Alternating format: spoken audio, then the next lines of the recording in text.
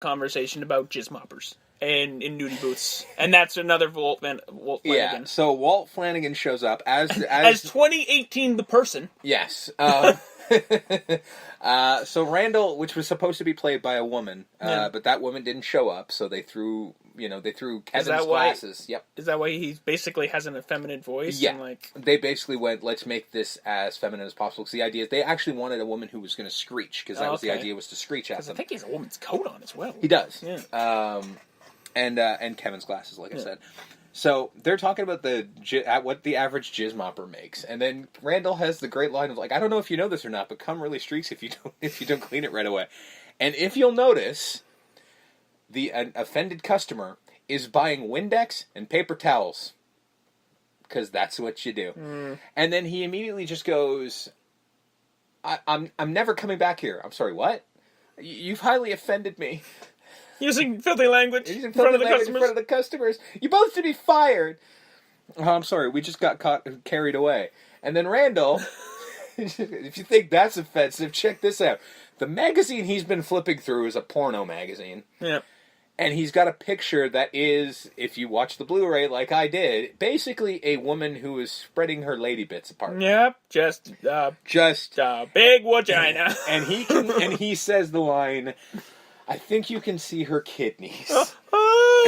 And then, Walt runs away. And then he utters the other fantastic line that I love so goddamn much. Where he's just basically, he talks about, like, I could use, like, people are so uptight, man. This job would be great if it wasn't for the fucking customers, which I've said many times. And then, basically, he's trying to get Dante to admit that some customers piss him off. And then it's a montage of 3 different customers in both RST and Quick Stop. And I've had every one of these, except for the guy asking for, like, if we sell hubcaps for a 72 Pinto hatchback. All the other ones of, like, well, not the I'm supposed to drink this coffee hot either, because I've never worked around food, but the how much is this when it's clearly fucking labeled everywhere, I get that to this day. Navy SEALs! Navy SEALs, yes, I've gotten something along those lines. I can't remember what the movie was, but there was one where it was like, oh my god, I'm like, oh my god, that's the dumbest movie I've ever heard.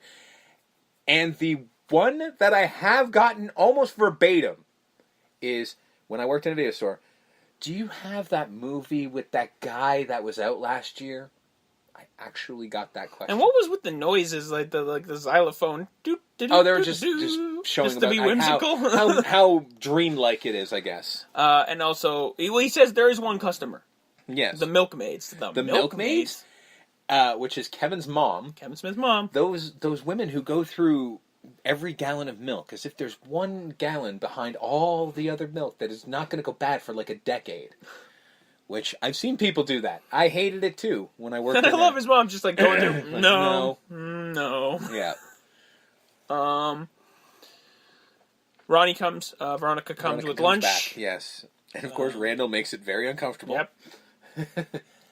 Like, oh, I brought you lunch. Hi, Randall. 37! Shut up! So you told him? Wow, I have to tell somebody. Well, no, because the next part, she's just like, okay, so here it is. Why don't you go back to the video store? So he leaves, and then she just sort of goes, you had to tell him. I had to tell somebody. Put it into perspective. Well, what did he say? At least he wasn't 36. And that calmed you down. That, and most of these guys are college guys I've never seen or met before. The ostrich syndrome, if you don't see it, it isn't there, yes. Lasagna. She brings him lasagna. And this is where the biggest continuity error that nobody has brought up. Until this moment. Seriously. Because I've been waiting. And I'm waiting for somebody to fucking bring this up. My day is come! Dude, I don't have much going on in my life. This works for me.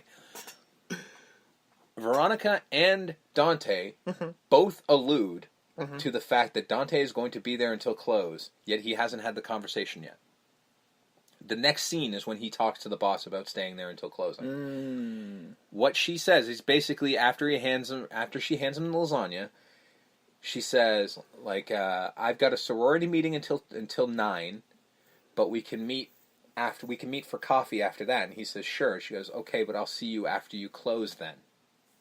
And he says yes. So he's not expected to close because in about an hour he's supposed to leave to go play hockey. So, There's also continuity here there's later several. that I'm going to point out. There's several, but this one is the only one that I've never heard anyone bring up before. This is where Vermont, the owner went to Vermont. He's going to not be back until like Tuesday or whatever. And then this is where Randall basically just tells Dante about Dante. This is the first time where he's just basically calls him out on everything. Where he's just like, because he apologized to the guy on the phone. Because he got angry, as he should, because the guy fucking lied to him because he went to Vermont. And then Randall's just like, why'd you apologize? What? You apologized to the guy. You had every right to be mad. It's like, well, it wasn't his fault. Like, and he's like, this is the leitmotif of your life, ever backing down. And he's just like, you shut up with that shit. It's not helping. He's like, don't get mad at me, pal. I'm sorry. I'm sorry. See, there you go. You buckle like a belt. But he says we're still going to play hockey. Yeah, he comes up with, he calls the net, because he's still at the payphone, and he calls up his friend Sanford and says, I can't play, Randall can't either, he's working. Wait a minute. Do we have to play at the park? And he turns to Randall, you feeling limber? And then, basically, cut to a montage of them getting ready. This is the dumb part. They put their skates on whilst in the store. And not on the roof. Not on the roof that they're eventually going to play in. Climbing up a ladder in skates. That's which in the music video for Can't Even Tell, the Soul Asylum, where they basically recreated this, it does show them climbing up on the skates. It's fucking dumb as a post. Dante. Mm-hmm. Wearing the Pittsburgh Penguins jersey. He is, but he's not a Pittsburgh Penguins fan. Or at least Brian O'Halloran's not. He said on the commentary he's a Rangers fan. Yeah, son of a bitch. Sorry. It was 94. They were really good. They just came off 2 Stanley Cups. They really did, yeah. I did like that Randall was in the not 94. It was one. It was 92 and 93. No, 93. They didn't win in 94. 93 was... was Montreal. Montreal. It was 91, 92. Mm-hmm. And then 94, so... They're still good. We're nerds for everything. Yeah, they're still good. Yes. I did like that Randall was wearing the fucking Soviet. Of course he was. They go up in the roof. Mm-hmm. Close until the first period. The Gatorade. It starts first with Sanford just going like, hey, I'm going to grab a Gatorade. If you're going to grab one, everyone's going to grab one. Well, if you're going to be insubordinate, might as well go the full 9 and not pussy out when it comes to free shit to drink. And he's like, and then I hear Caitlin's marrying an Asian design major. And it's like, oh, Jesus, don't start. He's like, hey, you're living in denial and suppressant rage, motherfucker. And then he basically allows him to get a Gatorade, which comes into play later. Yep. And then they're playing hockey and whatnot, and then the best special effect in the entire movie is about to start. Well, because the door's closed, because it closed to the first period. Yes, and then a dude who's trying to get in the store climbs up the ladder and just goes, hey, when's this period over? 8 minutes. What, are you shitting me? I want to get cigarettes. It's Scott Mosier, without a beard. And then he's like, come on. He's like giving him shit. He starts to like, oh, look at you. You can't even pass. He's like, I can pass. Oh, yeah? You suck. He starts coming over there. He's like, who are you to assess? I'll assess all I want, pal. In the first of 5 pals, he says, because for some reason he calls everybody pal. Give me a stick. And basically, yeah, he's just calling. He's like, don't pass to this guy. He sucks. He's like, oh, yeah? You think you're good? Oh, I'll pass all over your ass, pal.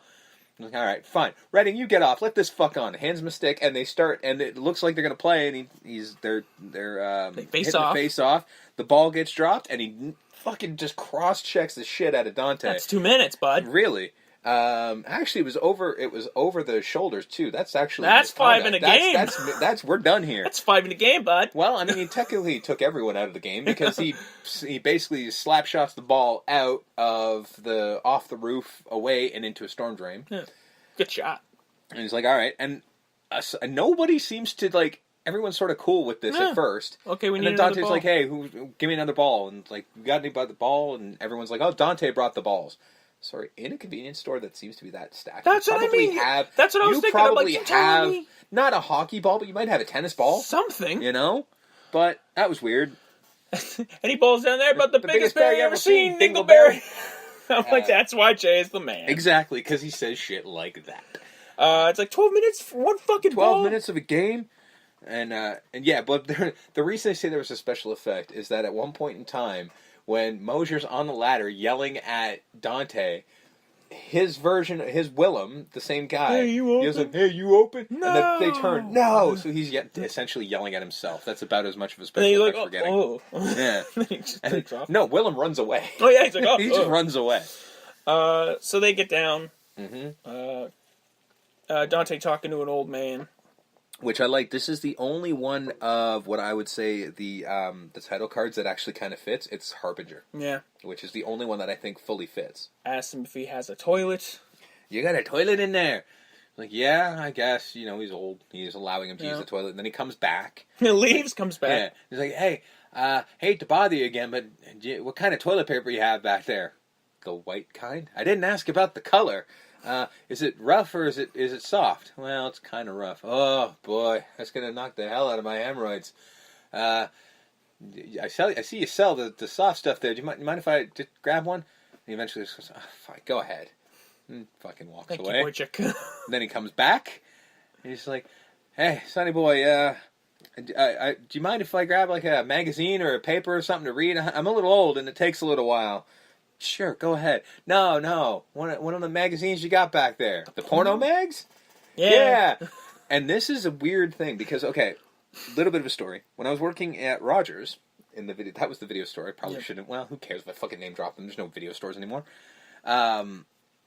They had these, like, promotional videotapes that we had to play, quote-unquote, all the time, which we played during the day, but once it hit about 6 o'clock, we'd put on a movie. And one of the things they had the line that he's about to say next, which was, I like the cartoons, they make me laugh. But then the following line after that is, they draw some of the biggest titties you ever saw. I can't tell you how many times I completed that line listening to that happen on the store. I like the cartoons, they make me laugh. They draw some of the biggest titties you ever saw. No, that one. They got bigger titties in there. Bigger titties in that one. And he hands it and says, go away. Thank you, Wojciech. Yeah. And then he fucks off. And then Randall comes in. It's like, hell of a game. And here's my continuity error. Uh-huh. So they say, get me a Gatorade. Oh, they drank all the Gatorade. Yeah. Fucking guys. Did you hear Julie Dwyer died? Yes. The whole thing from Mallrats, mid-backstroke, embolism popped in her brain. Embolism in a pool. They said yesterday in Mallrats, she says yesterday. Although, it could have been after midnight. Or, Sanford, being a fucking idiot, as it would seem, probably didn't know what he was talking about. Because all I'm saying is... It is entirely possible, yes. Is that if that's the case... Yes. It all makes sense. These are two different groups of people. That's fine. Sure. Except the day where in Mallrats involved Jay and Silent Bob. Yeah. This day also includes Jay and Silent Bob. Yeah. Oh, no, they're connected. No, what I'm saying is if this is the same day, how can Jay and Silent Bob be at the mall and in front? Oh, no, it's not the same day. It's the next day. She said, they both say yesterday. She died last night. Well, that's what I'm saying. Maybe it was Sanford getting the date wrong. Maybe. Because it was broken telephone. Yeah. Because the reason I would say that he might be wrong but if he's not, because... No, but here's why. Yeah. Because the funeral would not be that day. Because it's if the next she day, died right? if she died the day before, it wouldn't have been the next day. 2 days is possible. Still pushing it, but possible. I'm just saying, if you know... I mean, technically... She wouldn't be buried on... If she died on the Thursday night, she would not be buried on a Saturday. No, but it wouldn't be burying. It was a viewing. Yeah, but they wouldn't have that by the Saturday because, A, they would have probably had to do an autopsy because they're saying an embolism popped in her brain. You're not going to be able to look at that. So they would have had to do an autopsy. Yeah. We are giving this far too much thought. I'm just thinking. So much more than Kevin ever did. I do agree with you, though. I do agree with you. That is a complete... that is definitely an issue. But... The time issue is also... Time is not a thing Kevin I also can do. like, while they're on their way to the wake, they tell the story about Randall's cousin Walter. They are related. The way it does work, the only one that causes issue is Willem. Yeah. Because there's two Willems. And he's like, well, he tried to suck his own dick, and... Yes. We're not there yet. No. Oh, yeah, because he said, okay, so... Because they say, oh, come on, you close it for hockey and close it to go to the wake. And then Randall basically invites himself along, because he's like, I'm going if you're going. It's like, but I can. He's like, you hate people, but I love gatherings. Isn't that ironic? And so he goes, and then he tells, he's like, is embarrassing because of the way she died. And he said, that's not embarrassing. My cousin Walter, not the way my cousin Walter died. Well, how'd he die? He broke his neck. And that's embarrassing? Broke his neck trying to suck his own dick. What? And then Dante gets on him, and